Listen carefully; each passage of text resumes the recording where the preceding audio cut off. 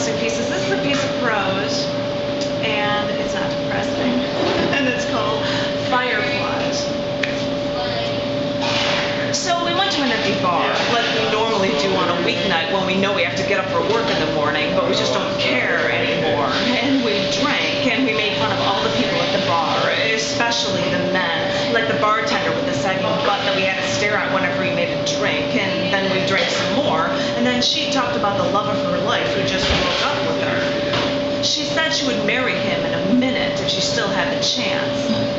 I didn't see it. He was young, prematurely balding as a farm boy, but I just nodded. Yeah, it was love, and I knew where she came from, and we got depressed, and then we started mumbling about how we hated our jobs, and then we wanted to be more independent, and then we started to laugh at everything. That's what drinking does to you, I guess. And then we drove home.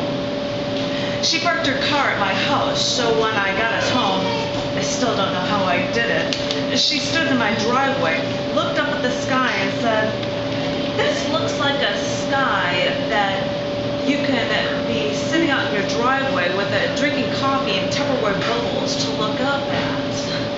I told her I didn't have coffee, but I had an old blanket and we could sit out on the lawn and watch the sky.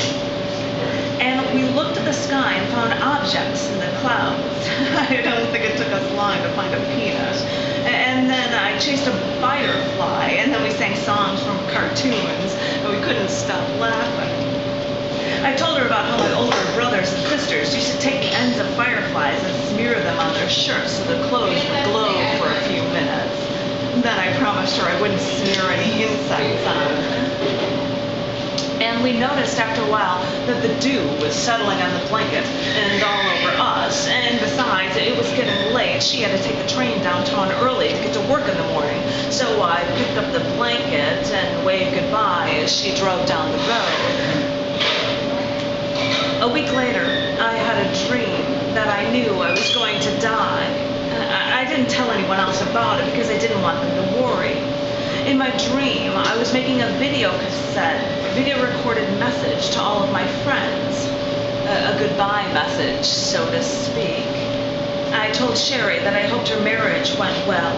I told Kevin not to worry about business so much. I told Bobby that I respected him. And then I got to you. I told you to really look at your life. Was it so bad?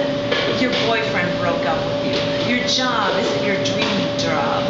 But Christ, there are unwed 17-year-old mothers out there on welfare that will kill their sick infant children because they can't read the directions on the prescription bottle. Dream job? You've got a job, and it pays well. Boyfriend? You're talented and attractive. You don't have to be alone. We've got roofs over our heads. We've got food on the table. We've got clothes on our backs. And we have friends. We have reason to celebrate, not to cry.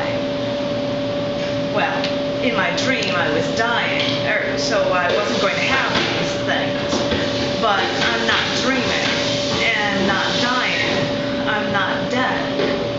I have all these things. We have all these things. And we have the fireflies.